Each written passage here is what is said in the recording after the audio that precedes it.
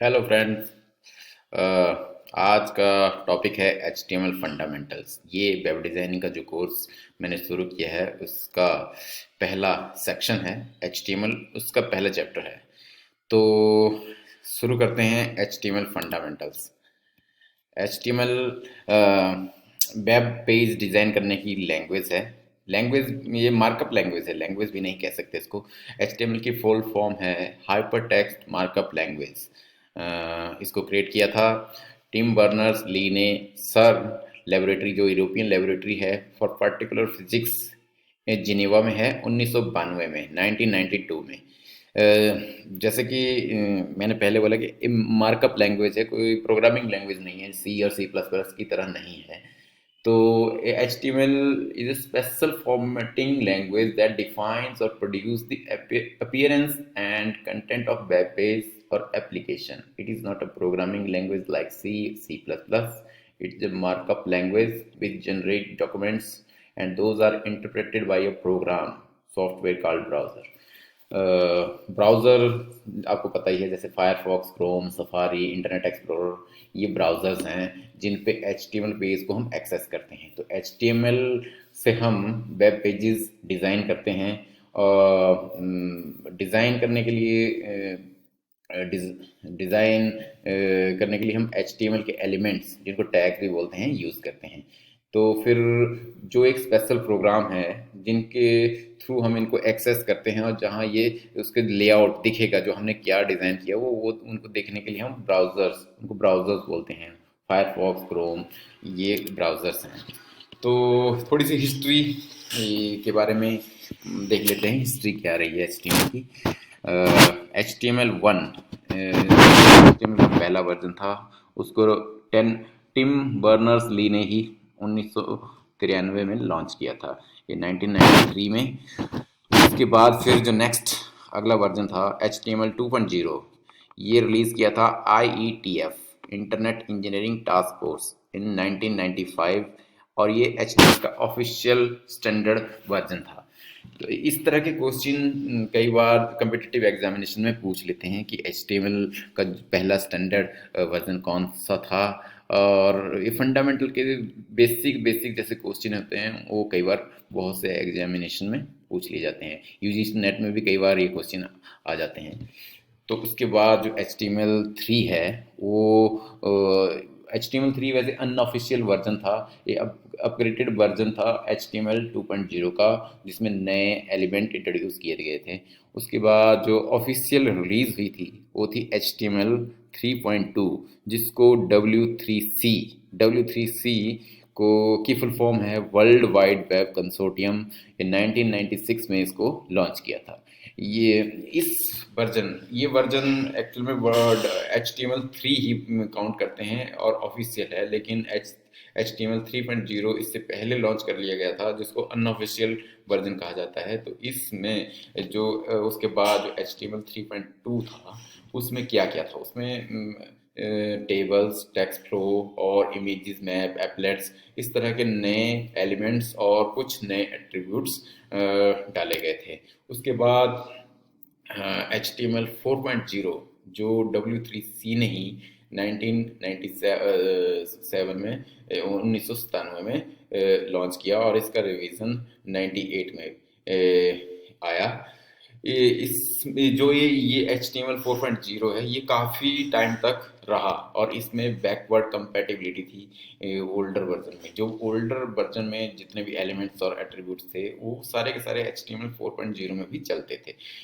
इसमें कुछ नए एलिमेंट्स और टैग्स इंट्रोड्यूस हुए, जैसे कि फ्रेम, ऑब्जेक्ट्स, एम्बेडेड टैग्स। और यही वर्जन था जिसमें सपोर्ट की गई थी CSS के लिए और स्क्रिप्टिंग लैंग्वेजेस के लिए। पर्टिकुलरली आप कह सकते हैं जावास्क्रिप्ट और CSS HTML 4 के साथ यूज़ की जाने लगी HTML 4.0 के बाद। कुछ बग्स थे जो HTML 4.0 में रह गए थे 98 में जब लॉन्च हुई थी। उसके बाद 99 में उनको रिलीज़ करने के बाद HTML 4.01 लॉन्च किया गया था। जो आजकल जो HTML चली है वो है HTML5, जो करंट वर्जन है, ये 2008 में 2008 में लॉन्च हुई थी।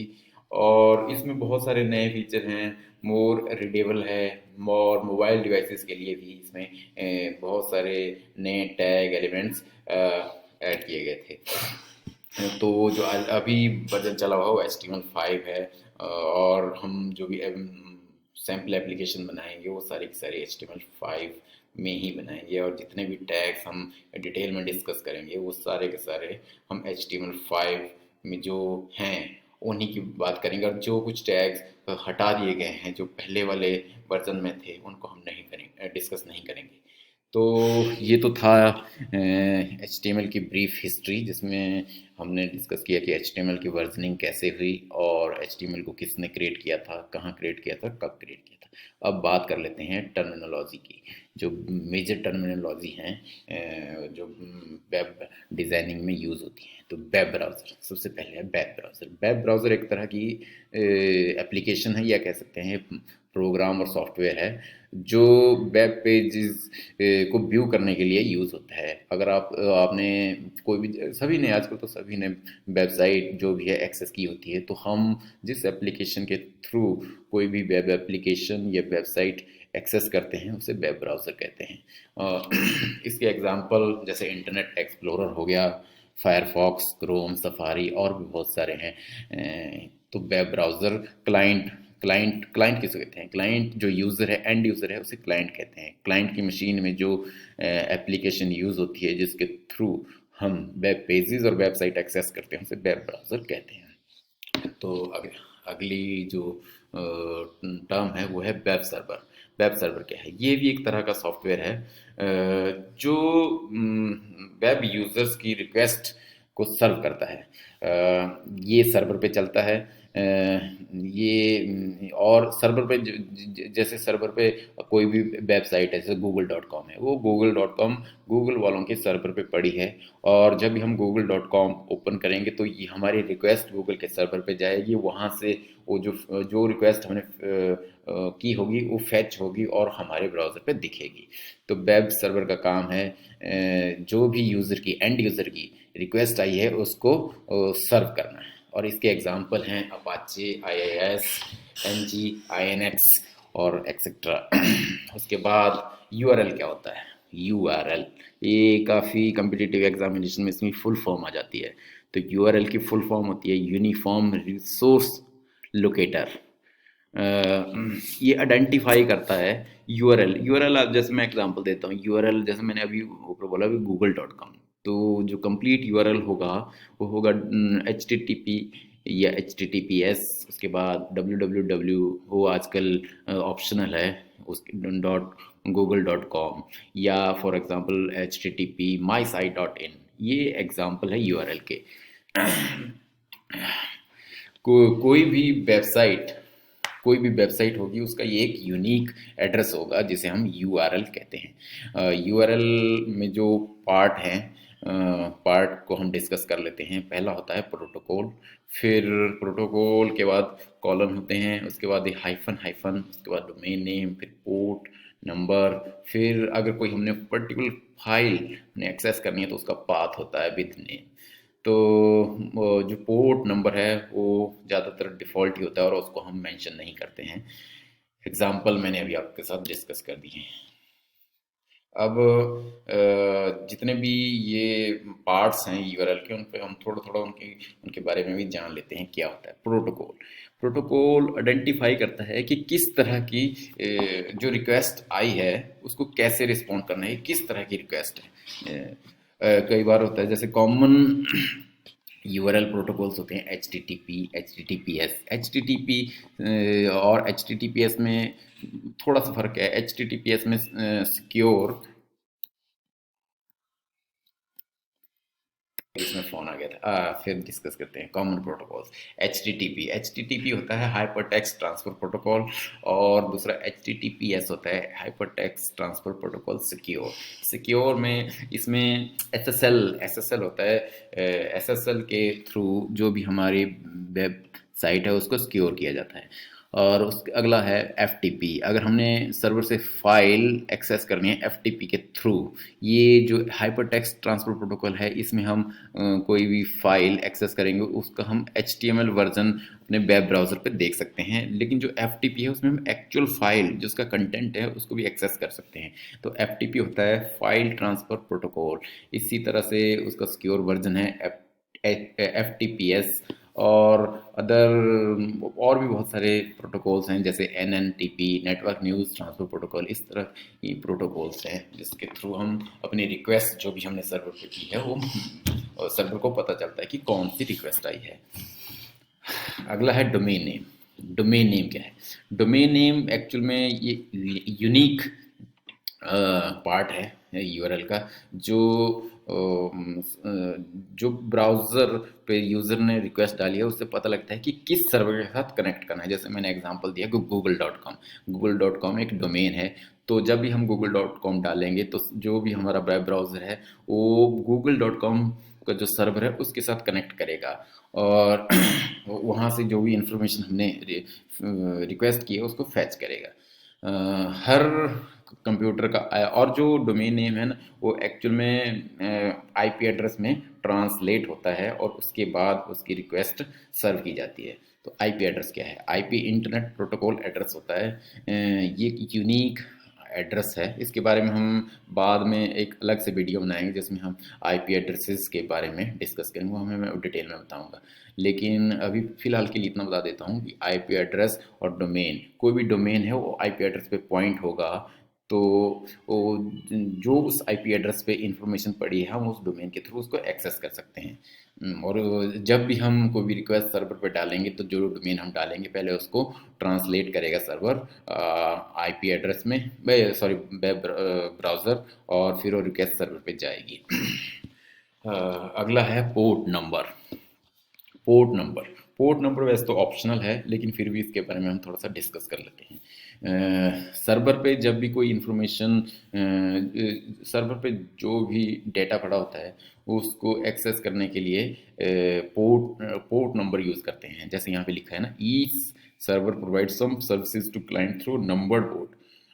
For example, if a server is running web server as well as a email server. Suppose कि भी एक सर्वर है जिसमें वेब सर्वर भी है और ईमेल सर्वर भी है। वो उसमें वेब सर्वर है जिसमें आपको उनकी वेबसाइट पड़ी है उसको आपने एक्सेस करना हो तो वेब सर्वर है, और एक ईमेल एड्रेस है जो उनकी ईमेल्स को सेव कर रहा है और वहाँ से ईमेल जा रही है आ रही है, वो ईमेल सर्वर है।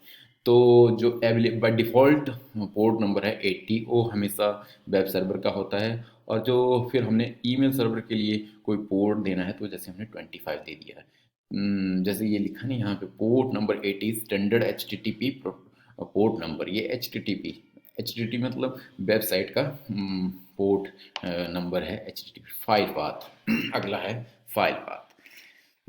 ये अगर हमने कोई स्पेसिफिक फाइल सर्वर से एक्सेस करनी है उसका ये पाथ होता है। जैसे हम सपोज जैसे माई साइट में मेरी एक साइट है, फॉर एग्जांपल mysite.com एक साइट है, मैंने वहाँ पे एक फ़ाइल रखी है प्रोफाइल, या अबाउट वाली फ़ाइल मैंने एक्सेस करनी है तो अबाउट .html जो फाइल है वो फाइल हो गई, और उसका अब वो पाथ हमने वहाँ पे डाला। जैसे मैंने बोला ना mysite.com स्लैश करके और अबाउट अस .html, ये फाइल नेम हो गया। ये तो थी बेसिक टर्मिनोलॉजी। अब हम थोड़ा सा ओवरव्यू HTML का जो डॉक्यूमेंट है उसके स्ट्रक्चर पे भी डालते हैं। जो HTML का बेयरबोन स्ट्रक्चर है उसमें सबसे पहले डॉक टाइप मेंशन होता है। डॉक टाइप होता है डॉक्यूमेंट टाइप। इससे पता चलता है कि ये किस टाइप का डॉक्यूमेंट है। यहाँ पे लिखा ना डॉक टाइप HTML, तो ये HTML का डॉक्यूमेंट है। उसके बाद ये HTML स्टार्ट हुआ और HTML क्लोज हुआ, यहाँ स्टार्ट है और यहाँ क्लोज हुआ है। तो HTML ये एलिमेंट भी बोलते हैं इनको, और ये टैग है। जितने भी टैग्स होंगे वो HTML टैग के अंदर ही होंगे डॉक टाइप को छोड़ के। डॉक टाइप सिर्फ और सिर्फ उस डॉक्यूमेंट की टाइप मेंशन करने के लिए होता है। तो इसके बाद HTML के अंदर हमने लिखा है हेड। हेड के अंदर ये कमेंट है, ये कमेंट, ये जो आप देख रहे हैं ये कमेंट है। ये कमेंटिंग के लिए हम इस तरह का टैग यूज़ करते हैं और ये ऐसे क्लोज होता है। दिस सेक्शन, यहाँ लिखा है ना, this section contents title and supplementary information about the page. यहाँ title title of the document है, उसके बाद हेड को क्लोज किया हुआ है। हेड के अंदर और भी इंफॉर्मेशन आएंगी, जैसे कि अगर हमने कोई एक्सटर्नल CSS सीट या various kind of JavaScript files अगर हमारे वेब पेज में उनकी ज़रूरत पड़ी होंगी तो हम उनको यहाँ पे मेंशन करेंगे, जितने भी इंक्लूड करनी होगी तो वो यहाँ पे मेंशन करेंगे। उसके बाद जो मेन कंटेंट एरिया है, बॉडी जो यूज़र को दिखता है, वो सारा का सारा बॉडी टैग के बीच में होगा। ये बॉडी कंटेनर टैग है, इसके बीच में जितने भी टैग्स होंगे, एलिमेंट्स होंगे, वो सारे के सारे जो यूज़र को दिखाना है उसके लिए यूज़ किए जाएंगे। और उनके बारे में चलो हम अगले उसमें देखते हैं भी क्या क्या है इनकी डेफिनेशंस। डॉक टाइप, जैसा कि मैंने पहले ही बता दिया कि डॉक टाइप क्या है, तो all HTML document must start with the doc type declaration. It's a declaration. Declaration is not an HTML tag, it is an information to the browser or what document to expect. ये browser के लिए information है एक तरह की। इन HTML5 the declaration is simple. जो अभी हमने पहले स्ट्रक्चर देखा उसमें भी हमने यही लिखा था, जो भी HTML5 का डॉक्यूमेंट होगा उसमें सबसे पहली लाइन डॉक टाइप, जो एक्सक्लेमेशन मार्क उसके आगे लगा हुआ है, उसके बाद डॉक टाइप कैपिटल में लिखा हुआ है, फिर HTML, इसका मतलब है HTML डॉक्यूमेंट। तो अगला है HTML टैग। इसके HTML it specify the document as a web page that can be seen in the browser. All other tag must contain within HTML। जो स्टार्ट और एंड वाला है उसके बीच में है। ये head section specified descriptive information about the page. जो इंफॉर्मेशन होगी जैसे मेटा इंफॉर्मेशन है, टाइटल है, और CSS और जावास्क्रिप्ट जो एक्सटर्नल फाइल्स इंक्लूड की गई हैं उनके बारे में हेड में इंफॉर्मेशन होगी। उसके बाद है टाइटल। टाइटल हेड के अंदर ही होता है। टाइटल जो टैग है वो टाइटल पेज का टाइटल है, एक्चुअल में जो भी पेज वेब पेज हम डिज़ाइन कर रहे हैं उसका टाइटल। उसके बाद जो हमने स्ट्रक्चर में डिफाइन किया वहाँ पे बॉडी है। बॉडी जो एलिमेंट है वो एक्चुअल में बॉडी के अंदर जितना भी हमने लिखेंगे टैग्स के यूज़ करके, फॉर्मेटिंग जो भी है वो सारा का सारा यूज़र को दिखेगा। ये जितना भी कंटेंट एरिया इसके अंदर कंटेंट्स होगा, जैसे लिखा है ना, body element contains actual content of HTML document that can be scene by the end user. All the tags of content must contain within the body start or body close tag।